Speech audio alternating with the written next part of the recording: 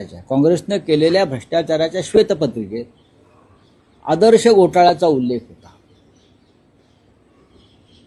म्हणजे देशातला सगळ्यात मोठा संरक्षण खात्यातला घोटाळा असा त्यांचा संदर्भ होता. आणि ज्यांच्यावरती आरोप त्यांनी केला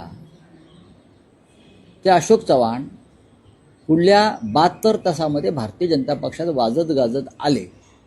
त्याच्यामुळे अशोक चव्हाणांना सुद्धा प्रश्न विचारण्याचा अधिकार आहे की आदर्श घोटाळ्याचं जे प्रधानमंत्र्यांनी किंवा सरकारनं जी श्वेतपत्रिका काढली त्याचं काय झालं, असे अनेक प्रश्न आहेत.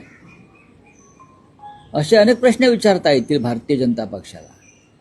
भारतीय जनता पक्षाचा चेहरा वेगळा, मुखवटा वेगळा आहे. हे मुखवट्यावर चाललेलं सरकार आहे. अनेक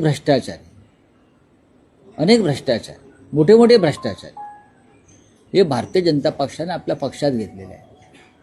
भारतीय जनता पक्ष ही वॉशिंग मशीन आहे आणि अमित शहा वॉशिंग पावडर आहे. बरं का, अमित शहा ही वॉशिंग पावडर आहे.